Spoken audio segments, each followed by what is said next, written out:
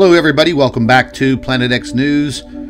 It is March 30th, 2022. Well, ladies and gentlemen, if you've been paying any attention to space weather, you will obviously know by now that things have been very, very active over the course of the last 2 weeks. And we are over here right now at spaceweather.com. And this is the Wednesday edition, today, the 30th of March. One of their headlines reads, "A Cannibal CME is approaching Earth."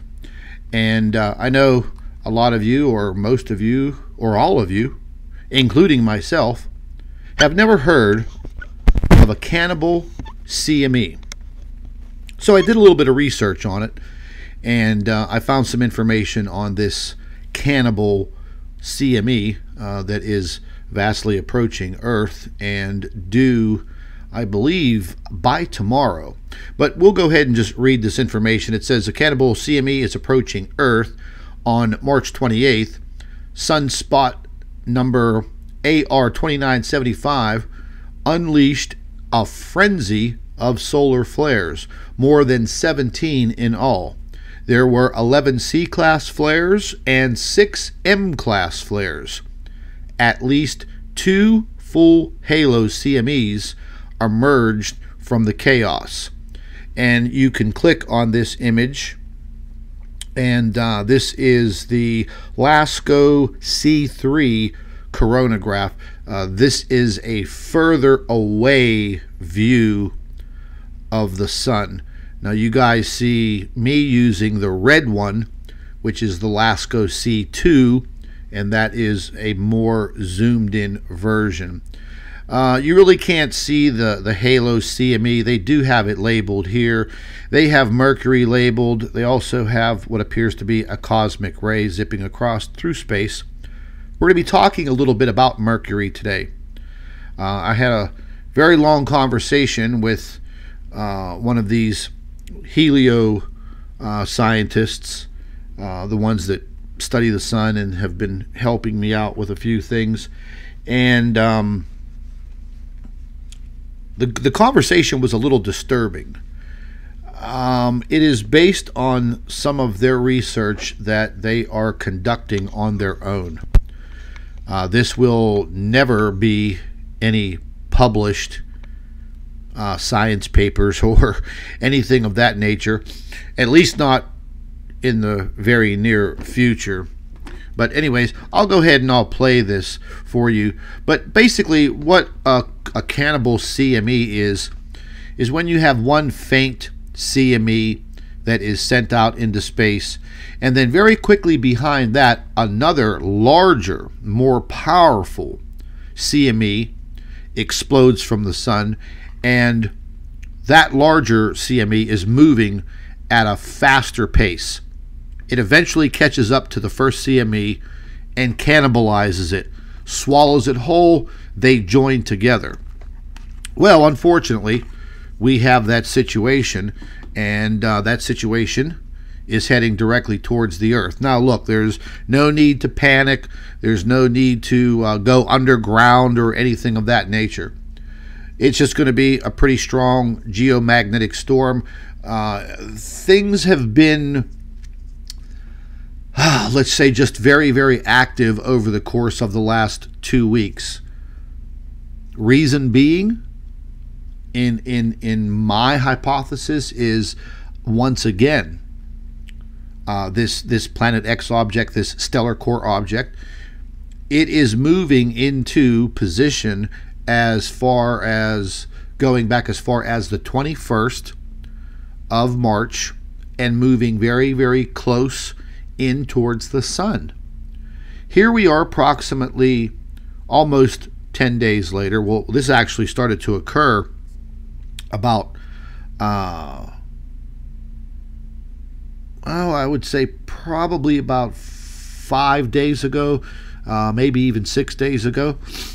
And as this object comes in and it gets closer to the sun on the eastern limb of the sun, excuse me, on the western limb of the sun, which would be the right side as we're looking at this coronagraph right now. So the object is coming, it came up this way, and this is where it starts to get closest to the sun. And then as it wraps around and then moves back outward and goes all the way below the ecliptic and then comes back up. Now, my last video, I mentioned to all of you that that's what we would be seeing towards the end of the month. And that is exactly what we are getting. And because things are becoming more and more active on the sun, and that is just, that's an understatement for right now. But as things are becoming more and more active, these two magnetic fields, the sun and this stellar core object, are interacting even more.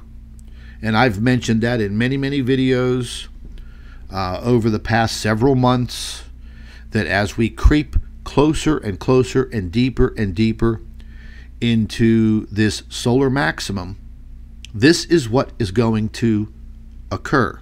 And it is occurring. Let me take a little sip of my coffee here real quick.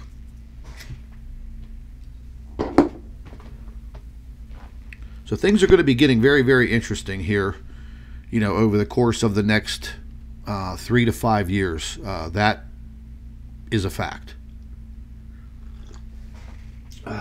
Okay, so we'll go ahead and we'll jump out of this and we'll just back up a little bit.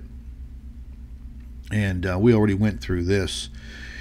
And we'll read further here for this explanation. But it says the first CME is the movie, or in this movie, was produced by an M4 class flare at 11:29 Universal Time.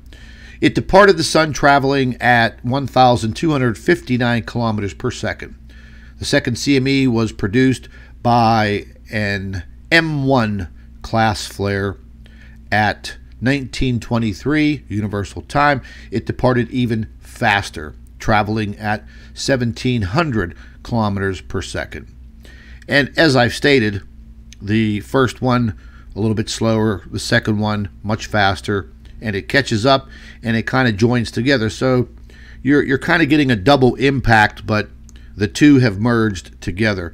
If we look on the computer model for the solar wind prediction, and I'm going to just go ahead. Oops.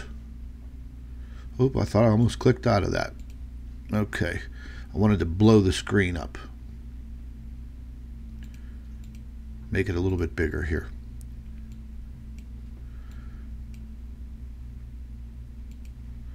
So we're going to go ahead and watch this, and you're going to see right here, you could see the two coronal mass ejections head out. The first one and the second one very, very close behind it. And yes, you see the little green dot right there. That is Earth.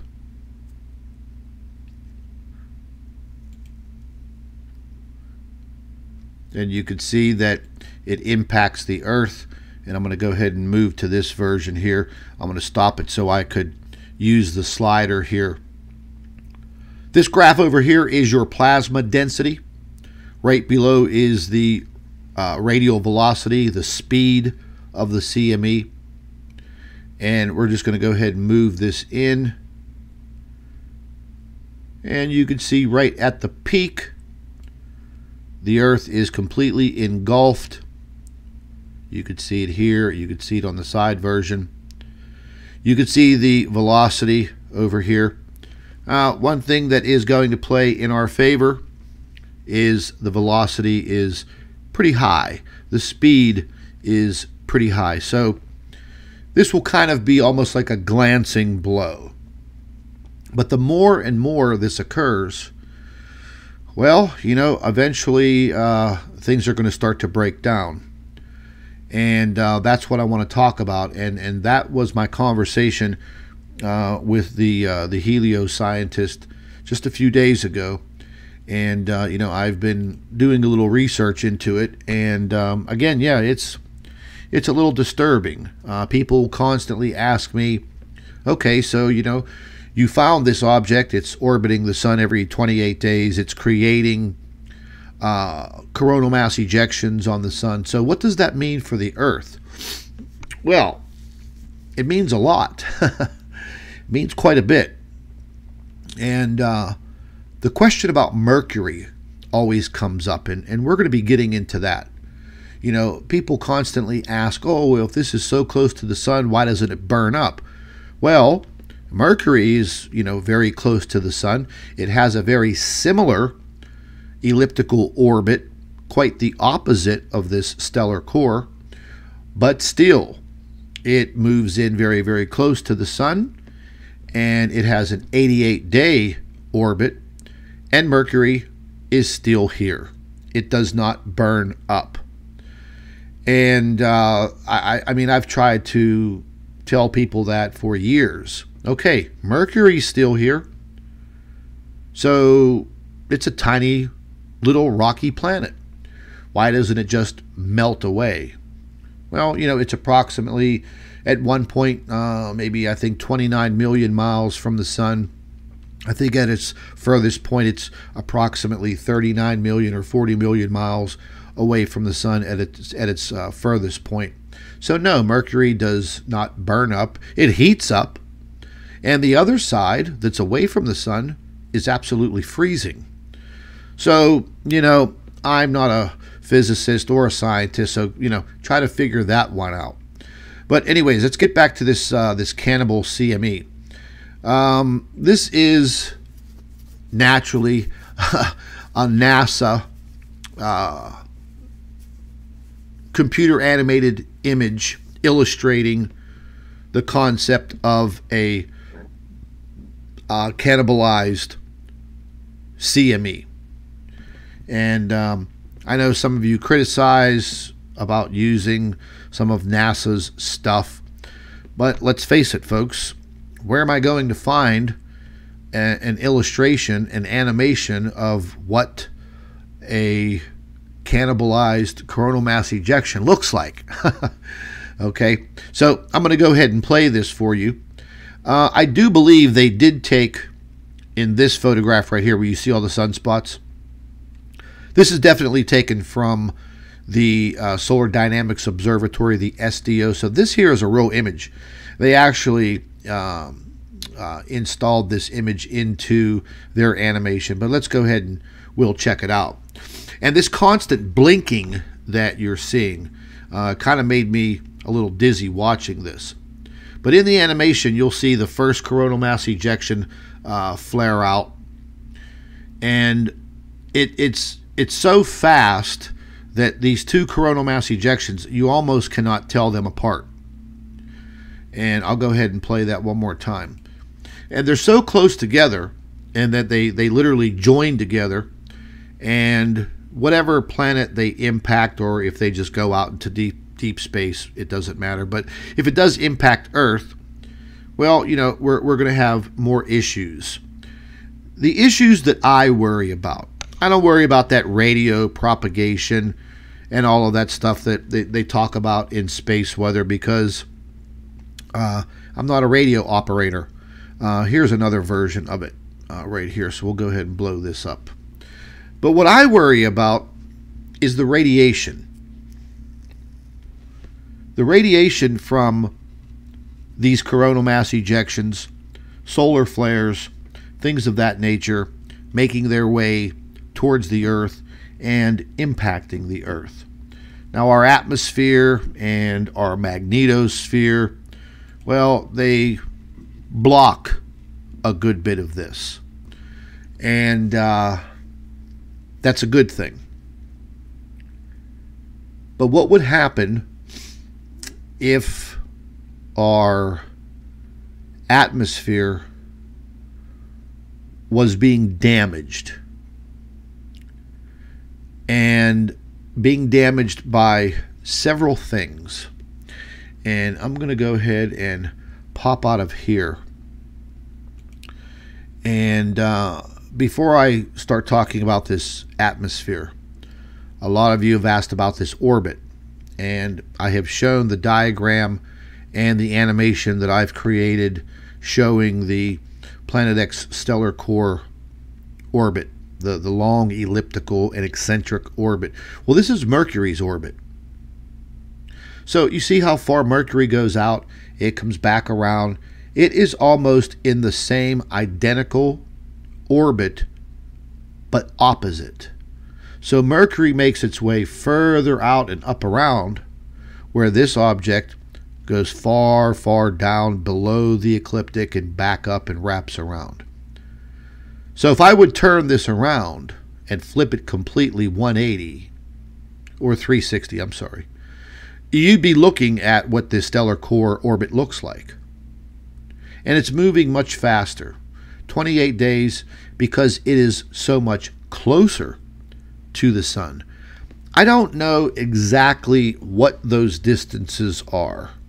I wish I did. We would probably be able to make some better calculations. Let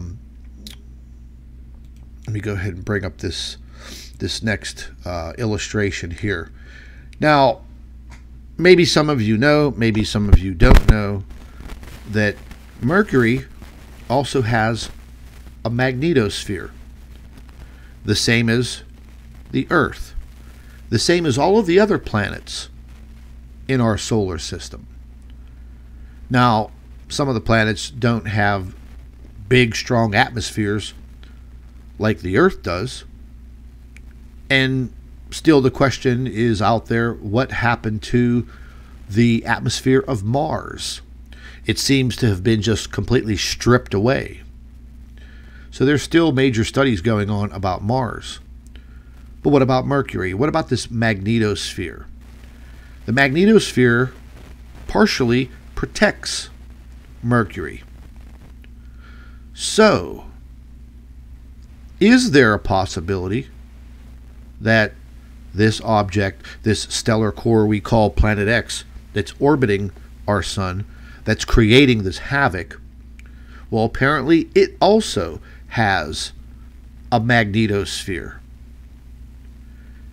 And this is where things get interesting. So I guess maybe that is this object's protection at some points. I also believe that this object is also spewing material as it gets closer to the sun during its orbit, because it does get very close to the sun, and then it's kind of like a slingshot, and it heads back out, goes down below our ecliptic, and then it makes its way back up. There's also a very high possibility that maybe the speed of the orbit varies.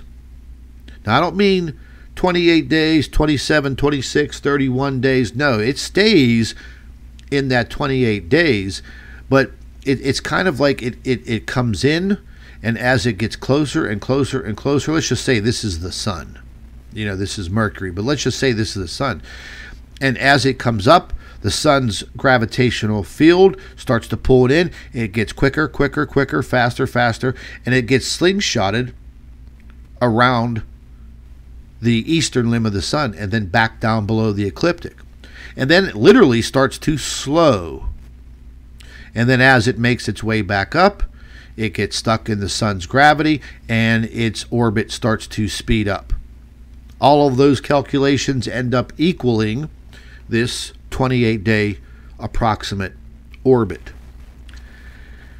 Something that I did not know, and again, you know, I'm no heliospheric scientist, but I've studied the sun for almost 20 years, and I've been on this subject matter for more than 20 years.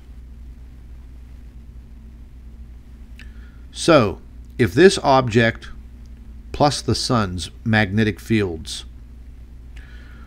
are so strong, and at points in time could they be harming Earth's atmosphere? Not Earth's magnetic field, but Earth's atmosphere.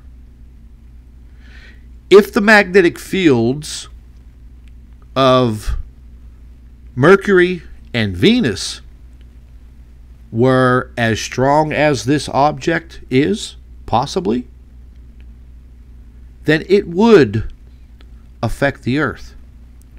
If Venus's magnetic field was so strong, based on the distance between Venus and the Earth, it would affect the Earth. In time, would it affect Earth's atmosphere? You better damn believe it would. So this is the conversation that I had several days ago. And this is what I was wondering about. Well, Mr. Scientist, Mr. Heliospheric Scientist, I caught him off guard with my question, my hypothesis, my theory. And after a few days, he got back to me, sent me an email, said, "Look," he said, "listen, I have to speak with you about this."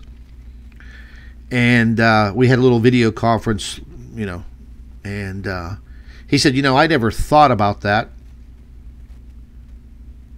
But he said that theory of damaging the Earth's atmosphere over a prolonged period of time, that prolonged period of time we don't know. But yes, it would damage the Earth's atmosphere. Without the Earth's atmosphere, we, as human beings, we do not inhabit this planet.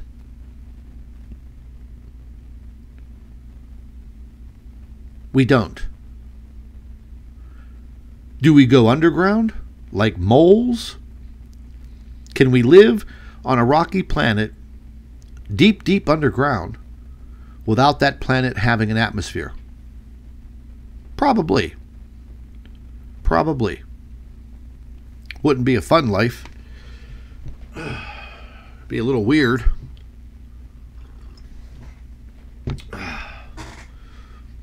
So that's where some of my, some of my research is going to be going into.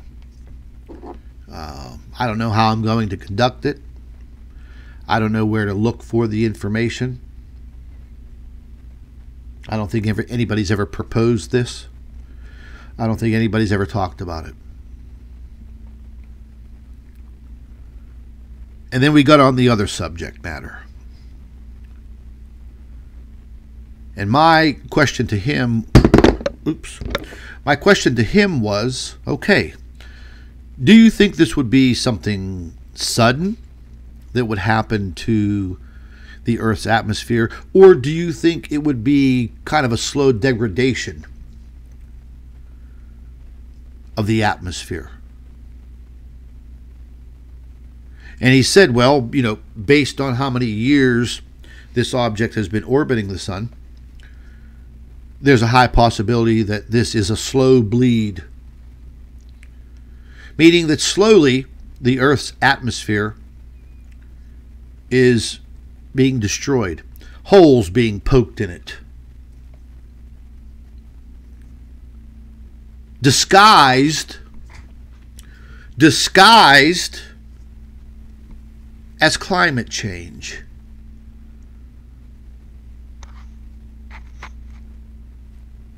And if any of you have noticed over the course of the last several years, this so-called this so-called climate change,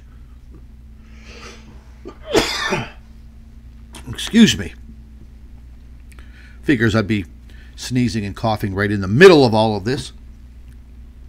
But anyway, this climate change came out of nowhere.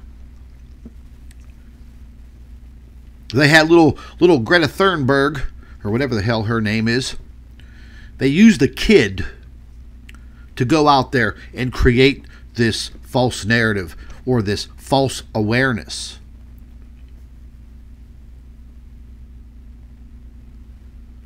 So somebody out there in the world of science knows what's happening. And I personally think, let's get the tinfoil hats and the conspiracy theorist hats on here. But apparently, probably the largest nations with the most technology on this planet all know about this. China, Russia, the United States, some European countries.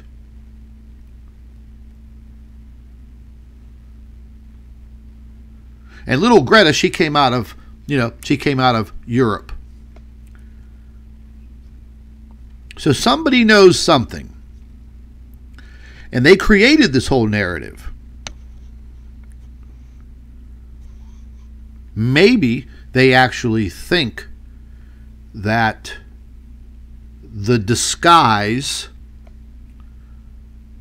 of this so-called climate change and global warming will kind of,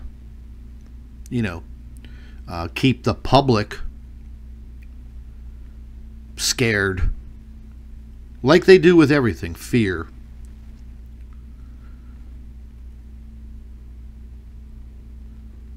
Then we get into radiation levels. Yeah, well, that's been on the rise for the last several years.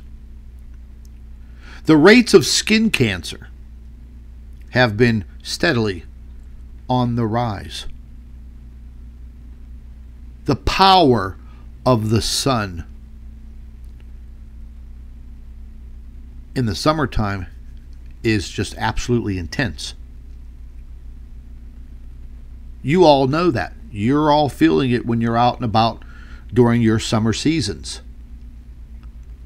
But one thing that I have noticed, and maybe some of you have noticed, that even in the wintertime, and you get that cold, blustery day when maybe it's a little bit below freezing, but the sky is clear and the sun is out. And if you just stay stationary and lift your face up to the sun and close your eyes, within a few minutes, you can feel the intense heat burning your face. Now that's on a day where there's no cold wind blowing, because that kind of screws things up. But if you're just sitting in your car and you have your window down and the sun's beaming onto the side of your face, and it's, the dead of winter, but you can still feel that burn. You're feeling the intense radiation of the sun making its way all the way through.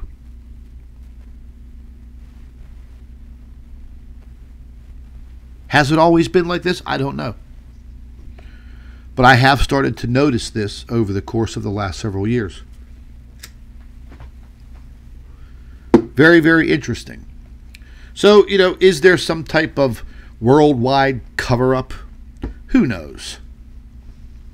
Maybe in our lifetimes, maybe it will be divulged. Maybe we'll see it. Who knows?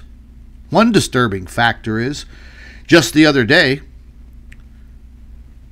Joe Biden giving a speech used the words New World Order, which freaked a lot of people out. Even some people in the media. Because maybe some of these people in the media, maybe they never heard of the New World Order, 10 years ago, 15 years ago. But now, because more and more conspiracy theorists use the terminology, it's now in their vocabulary. And when the president of a country uses the term it raises eyebrows. Everything that man does now is raising eyebrows. And this whole situation, and I'm going to go off the cuff here a little bit, folks. Stay with me. But the whole situation here in this country about not using fossil fuels is a little disturbing. Any complete moron would understand that a country that relies on fossil fuels to create electricity, to transport goods, to transport you back and forth to work, well, you just can't cut them off completely and expect everybody to go out and buy a $60,000 to $100,000 electric car. Then the morons fail to understand how the electricity is created to fuel and recharge those electric cars. Here in my area of Pittsburgh, we have a few nuclear reactors, but the majority of the power stations burn coal.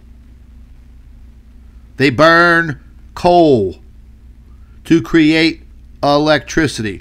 Well, they've pretty much destroyed the coal industry here in Pennsylvania and West Virginia.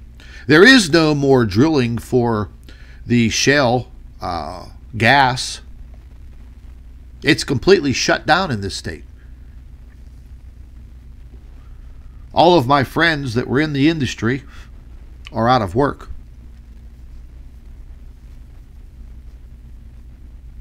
Are they, the government, possibly conserving the coal, the drilling for gas, the drilling for oil? Are they possibly conserving all of this because maybe they know something that we don't? And that's normally the case, isn't it? Maybe they're conserving all of this fuel and these elements, these natural elements, because maybe there is an issue that they know about that has something to do with our atmosphere deteriorating. Maybe this will come about over the next 10, 15, 20, 25 years, 50 years. Who knows?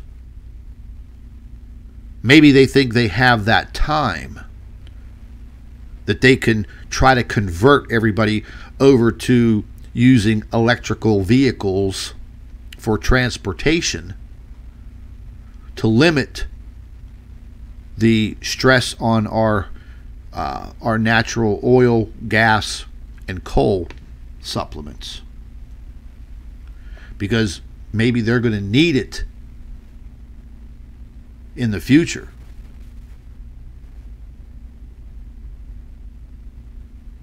Just my conspiracy. That's all. You know. Something to think about, because all of the things that the governments are doing doesn't make sense. And when they're doing things that don't make sense to us, you can guarantee that it makes sense to them. Because behind closed doors, they are planning. Destroying a nation, destroying countries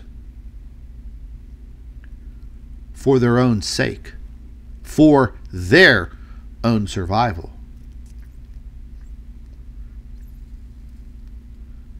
For their own new world order. But again, you know, I got my tinfoil hat out of the closet, polished that baby up, and I'm wearing it right now. And maybe, you know, maybe this doesn't make any sense to you. Maybe you disagree with me. Maybe you agree with me. But the fact of the matter is, when you start looking at the science and you start looking at what is happening, what has already happened, and what can happen, well, you know, you start putting two and two and two together. We already see the seasons changing. We already see the magnitude of change in storm systems, whether they be tornadoes, which are now just ripping the living hell out of parts of the United States, hurricanes. We've already seen the massive uptick in earthquake activity, volcanic activity. We've talked about this for years. 5 years ago, we were all considered to be nuts. Well, now, all of that science is coming to fruition, and it is happening.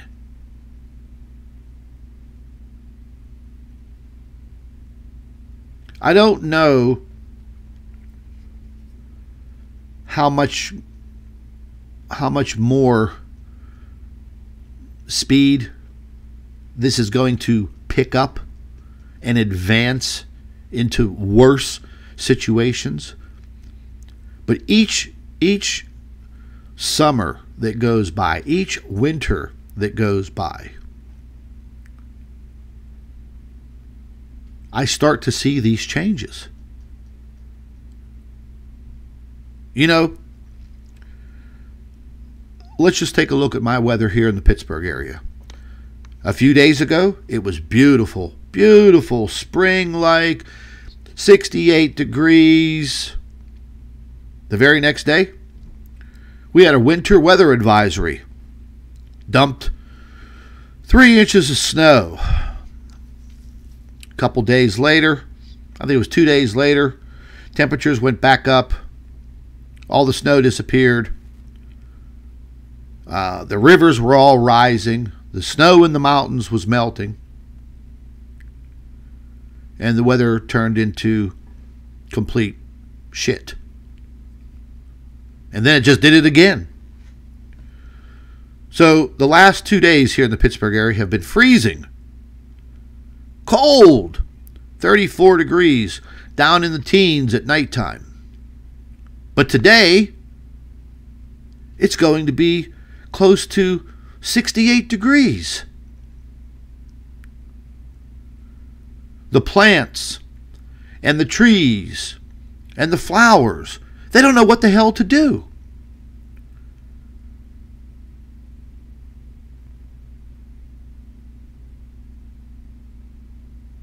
I mean, everything here in my area is still, as Dr. Elbers calls it, denuded.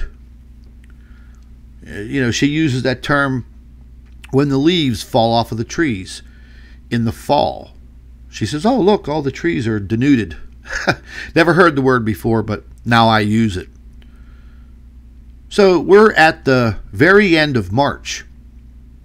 Normally, flowers are starting to pop up. The trees are starting to bud. The leaves are starting to pop out. Things are starting to turn green. No. No, no, no. It's not happening. Late spring. Spring's been coming later and later. Summer lasts a little bit longer. Fall comes about much later. The leaves fall off the trees much later. And then we're, right into winter time. We've had a very mild winter here in my area. Some areas a little more north of me, not so lucky. But just yesterday, or I'm sorry, the day before, when we had that winter weather advisory,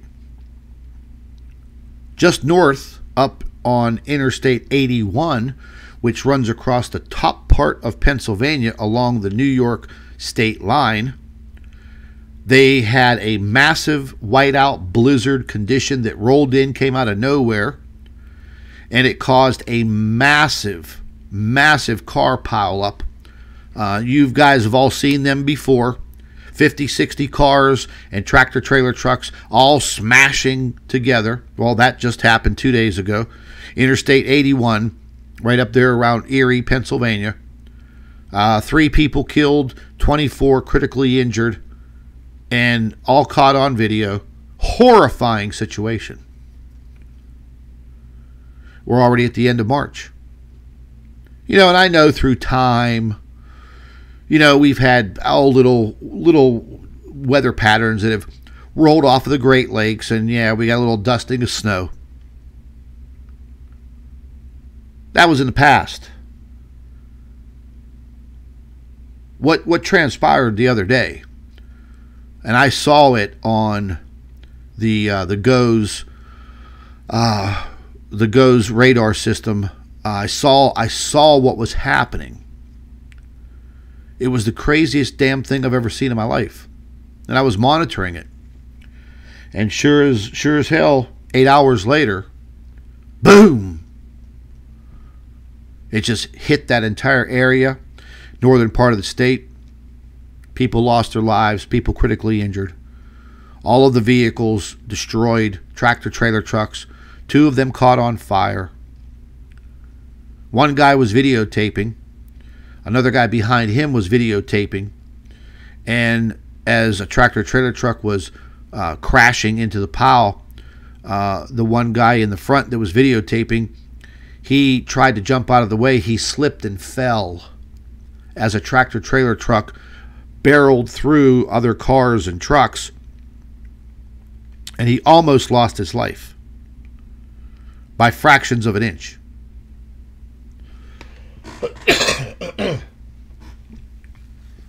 So these are just some of these theories that I've been trying to work on, because people continuously ask me, well, what does this mean for us? You know, what is going to happen to the Earth? And I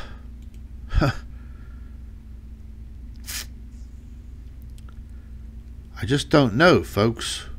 You know, I just don't know.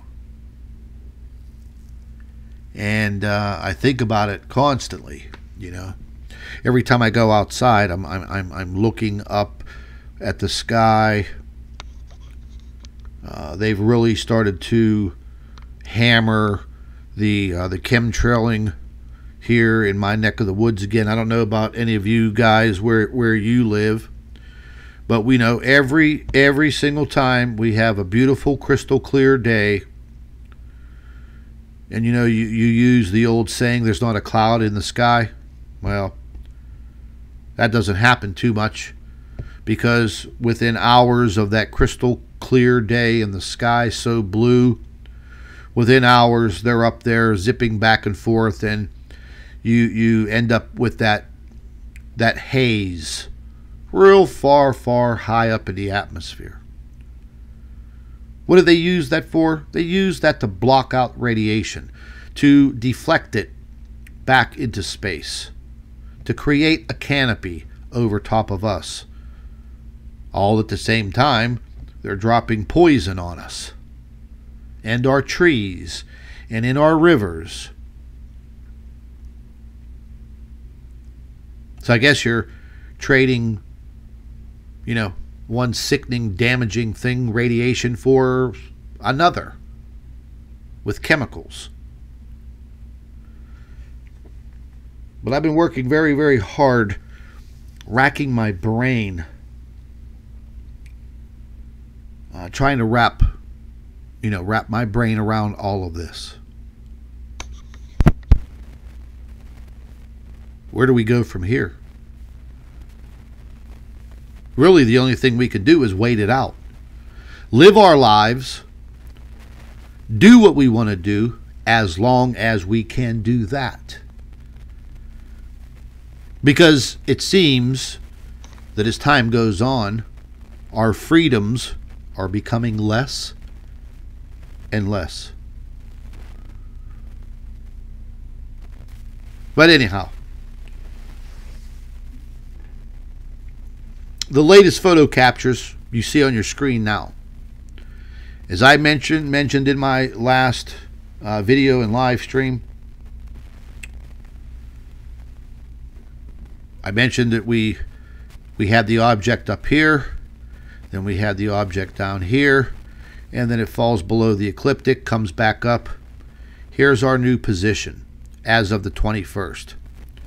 And at this point in time, this object is not at its fastest speed yet.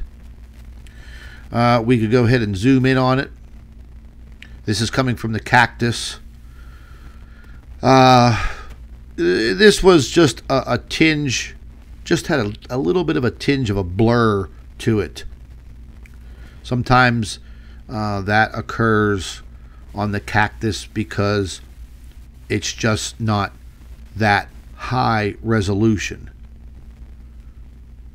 Because whenever these spacecraft, the Soho, LASCO spacecrafts were put into space, that type of high resolution didn't exist. Now the cactus is an actual computer program. Okay, it's not an actual spacecraft.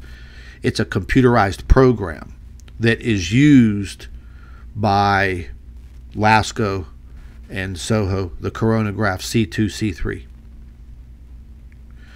We could go ahead and look a little further. That's about as much zoomed in that I can get. But once again, you see the coronal mass ejection. You see this very, very distinctive, almost like a football-shaped ejection that is enveloping this object. Very interesting. Very, very good capture. This is basically some other method. It's almost like an embossing method that the computer program that I have access to unveil a lot of these images to you guys, which was an absolute critical breakthrough several years ago, or else would still be looking at lens flares on cell phone cameras. But you could see the detail in the coronal mass ejection and the detail in the object. We could zoom in on that. So this just actually shows you that there is something there. It is spherical. It's three-dimensional. And it's right there before your eyes. So nobody can say, oh, that's fake. Oh, that doesn't exist. Oh, okay. Well, then prove it. But as time has gone on, folks, as time has gone on, more and more people are starting to understand and accept the fact that we do have another object in our solar system that the governments and NASA and the space agencies around the world do not want to talk about. It's the same as politics. They're able to sweep things under the rug. You see, we all know that there are a few entities that control the media, control the banking, you know, that New World Order stuff. So if they don't want you to see anything or see something, they don't want you to understand something, you're not going to see it. You're not going to see it on the news. You're not going to see it in a magazine. You're not going to see it on television. You'll have to go to a conspiracy theorist, as they've labeled me many years ago.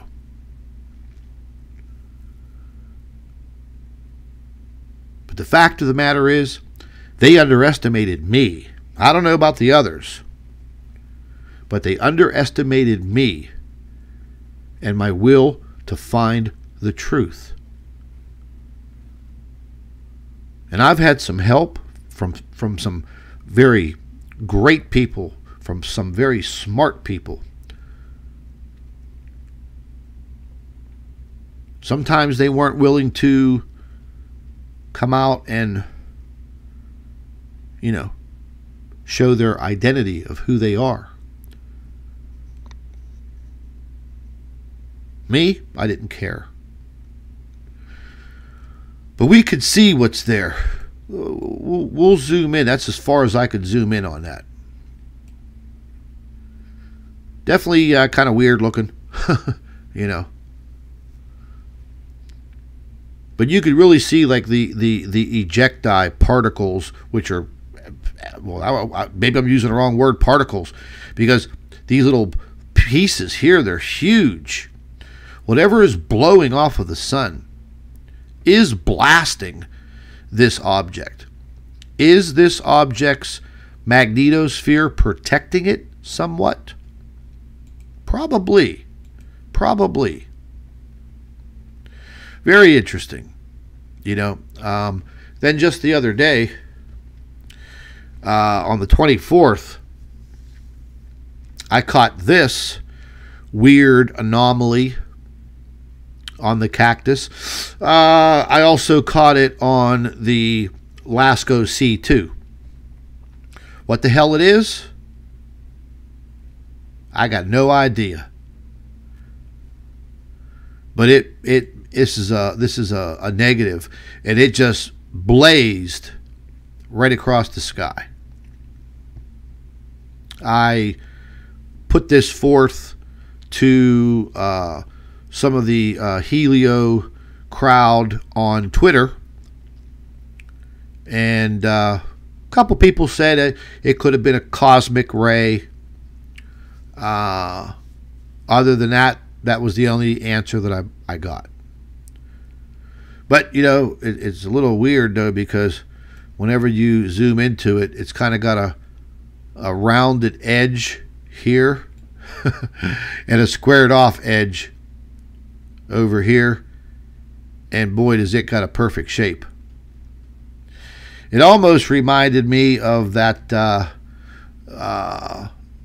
big, what was it called? Umau. That big, gigantic, long, elongated asteroid rocky thing that looped around our sun and headed back out into space.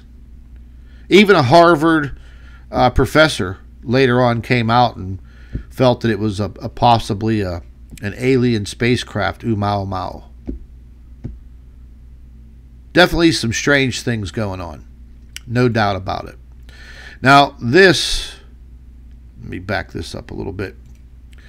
This was just on the 28th. And you can see this object is now much, much closer. This black circle here is not the actual size of the sun on the cactus program. The size of the sun would probably be somewhere back in here as I circle with my cursor.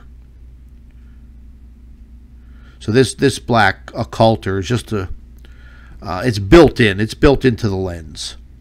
It blocks out the sun's rays, the extreme ultraviolet light, so you could actually see the coronal mass ejection. But look at that. So now we'll expect this object to speed past the sun, get up into this area here, and then, if we're lucky, we'll get another look at it as it comes down through here. And I would expect that somewhere within the 4th, 5th of April, maybe a day later.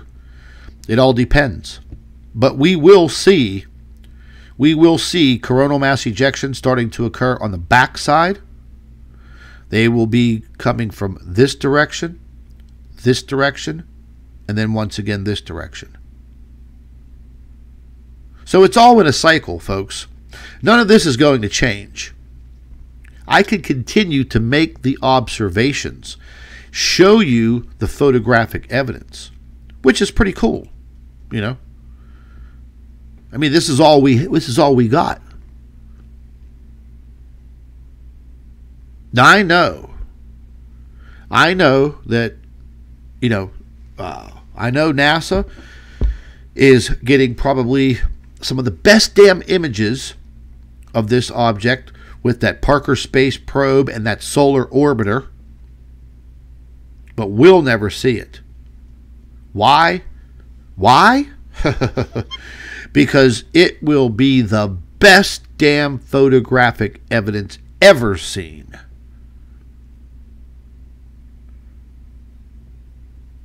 And it all ties together. From the launching of those probes to the announcements of this climate change and the time that it took for these probes to make their way to the sun, gather information, transmit it back to Earth, and now the activists with this so-called climate change are really ramping things up. Just look at your gas prices when you go to fill your car up. Look at your electric bill. My electric bill has increased by $65 a month. More. Just got the electric bill the other day. It is $208. I pulled up my electric bills from last year because I could do it online, you know, and I could produce them in a PDF for my bills, you know. Looked at the same damn kilowatts of hours. Nothing changes here in my house, you know. I didn't install some new hot tub or tanning bed where I'm going to use more electricity. But yeah, the prices of electricity have gone up. The price of heating your home with natural gas has gone up. Filling up your car is a nightmare.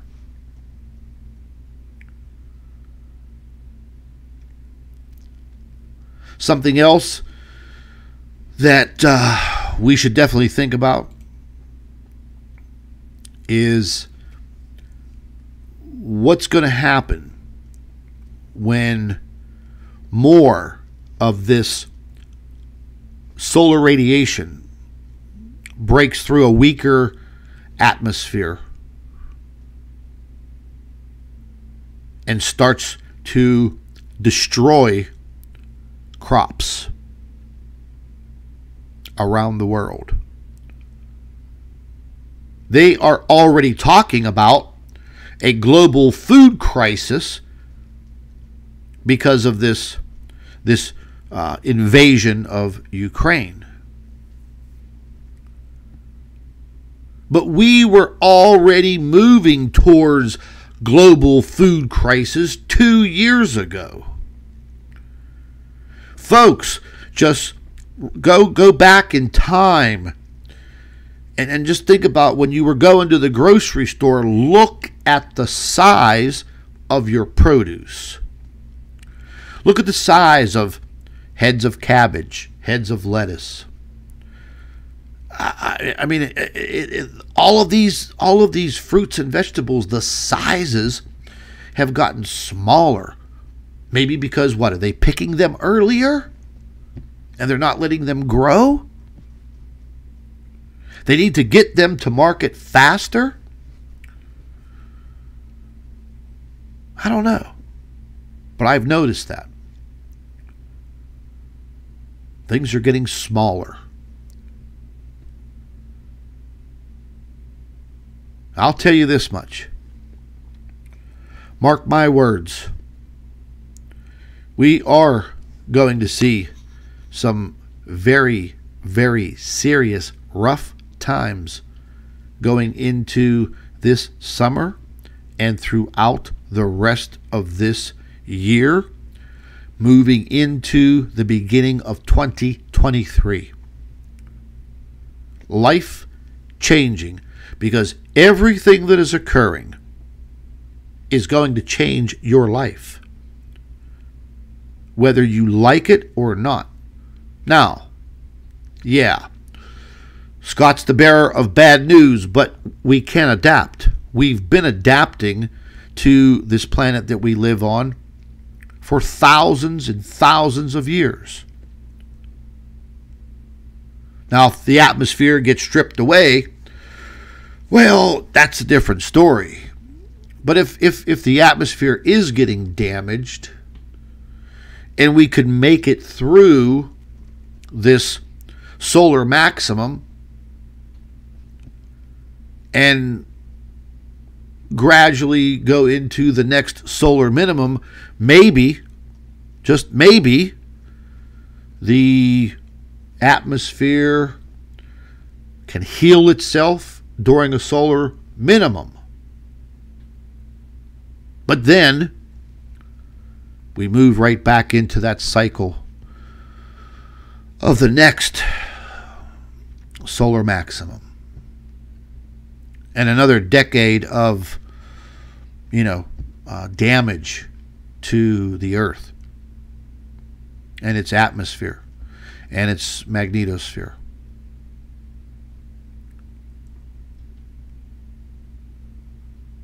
And by then, some of us may not be here any longer. The sad part is our kids, their children, your grandchildren, what's their life going to be like decades from now?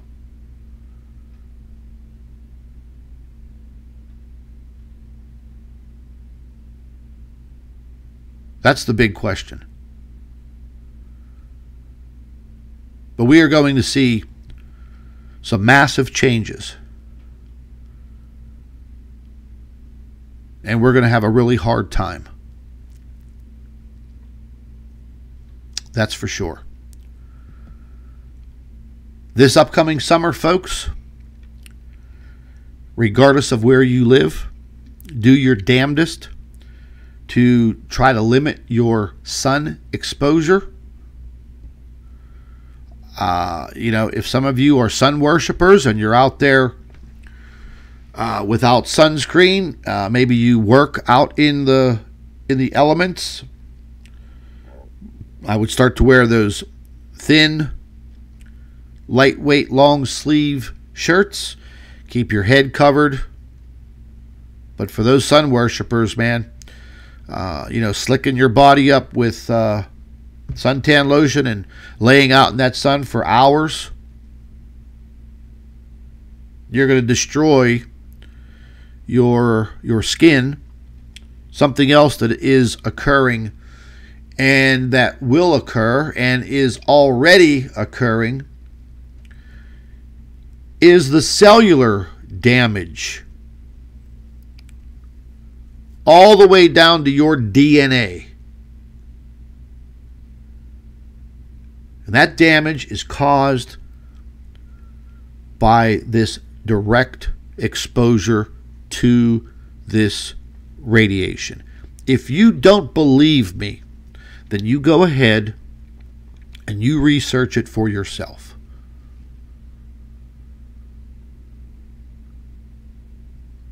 There's some other things I'd like to talk about right now, but I can't. I can't talk about those things on this YouTube channel.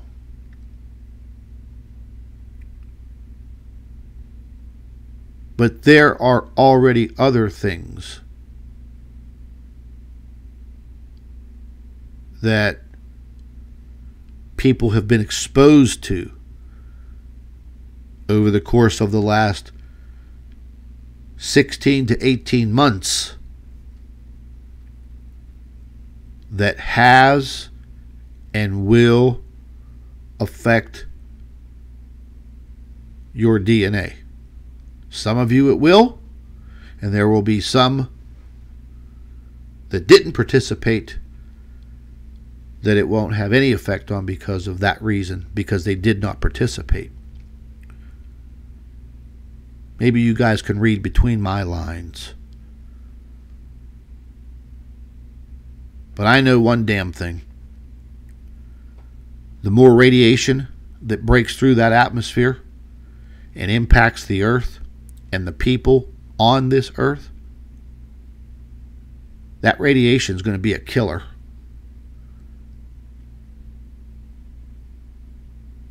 That's what you have to worry about. That is where we're heading. So you guys think about all of that. And summertime's coming. Remember what I said. Try to stay out of the sun. Try to use sunscreen. Try to keep your head covered. Also, the intensity of the rays of the sun on your eyes. Get yourself a good pair of sunglasses.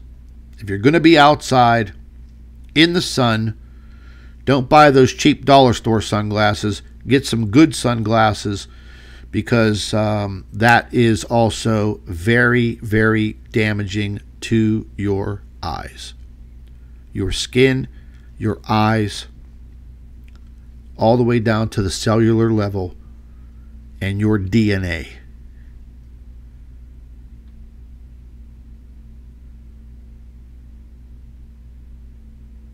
You have a lot to think about. You could still enjoy life. You can still enjoy the quality of life. Why? Because all of you, they talk about this woke culture. I think all of those people that think they're in the woke culture are still blind. They're still sleeping. I think the people that understand what I'm saying right now, those are the true people that are woke. I don't even like to use that word woke. You're awakened. Your mind, your brain, your thought process has been awoken. So you're awake. The others, they're asleep. They don't know it. I call them the sleepwalkers. But listen, anyways, folks, I'm going to get going. I actually had the day off today because of weather-related instances here in Pennsylvania. But Dr. Albers is doing okay. I know a lot of you ask about her. I'd like to thank everybody also that helped out with just this insane overload of medical bills. It's just absolutely insane what they charge you for. I mean, like every damn Band-Aid, tongue depressor, piece of gauze, it's all itemized. Oh, my dear God. But a lot of you that pitched in and sent in donations and contributions to help out, that was a blessing, absolute blessing. I was able to break down 2 of the major expenses. I myself just haven't had a lot of time. There are weeks that I'm working 7 days a week. There are days that I am not even home for 14 to 15 hours. So again, that's why I haven't been on YouTube all that much, is because, pretty much every waking hour I've been, working. I just, need to make money to pay these medical bills down and also keep access to doctors. Because if you don't pay their bills, they will refuse to see you. Unless it's an emergency situation and you have to go to an emergency room. But I'm not, we're not in that phase. But it's been a living hell, let me tell you. And plus, with the rising cost of everything, that has just, created more of a burden. But for all of you that sent in the donations and you made those contributions, God bless all of you. I really, really do appreciate it. It has been a tremendous, tremendous help. If anybody else would like to send in a donation or a contribution to Planet X News to further the research, to help Dr. Elbers, the PayPal link is in the description box under this video. If you could not do so, that's perfectly fine. Say a prayer for her. Say a prayer for yourself. And that will be good enough. But if anybody can help us out, that would be great. This does take up a tremendous amount of my time, which I don't have a lot of at this point. I'm hoping somewhere in the near future I could get back to reporting on events around the world and this stellar core Planet X object on a daily basis.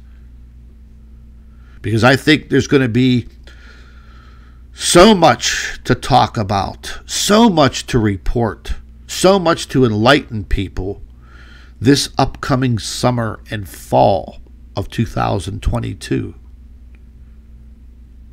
But I may not have the time.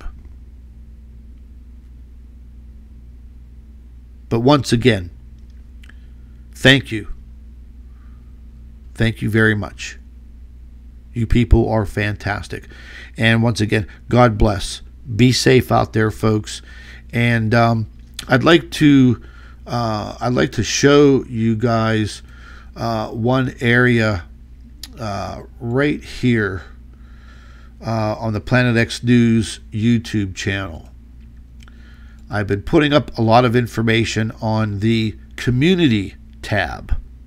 Okay, this is a little bit faster for me, where if I see things occurring or I want you guys to see something, this community tab on the Planet X News YouTube channel, I can put some text in there.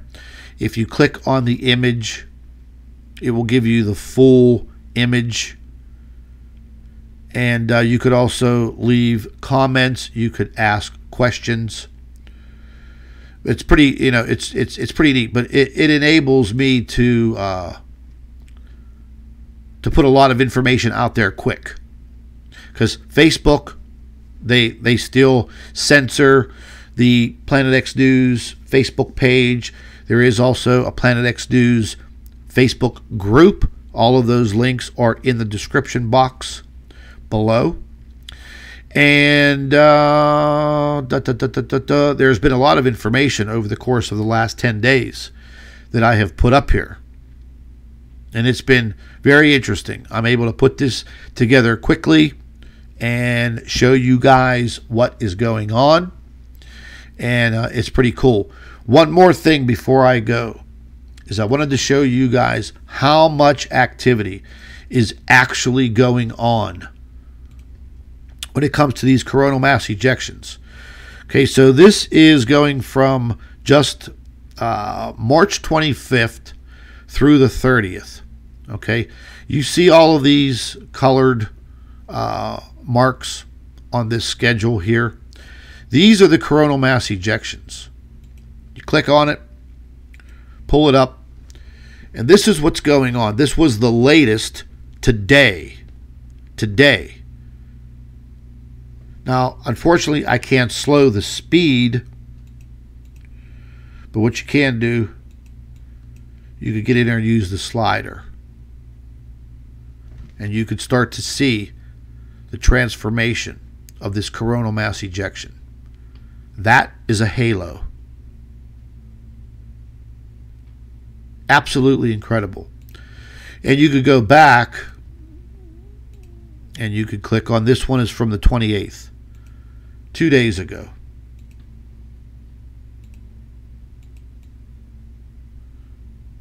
You just slow it down. Another halo.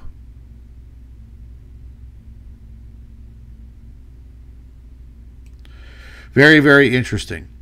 But this has been going on and on and on for, oh, I'd say probably about the last good 10 days. And it shows other, other instances of solar flaring, smaller coronal mass ejections, and that what you're seeing right there is kind of normal. That is kind of normal. But you start getting into these longer ones here. This was a pretty good sized coronal mass ejection. This was not a halo. This was on the 25th.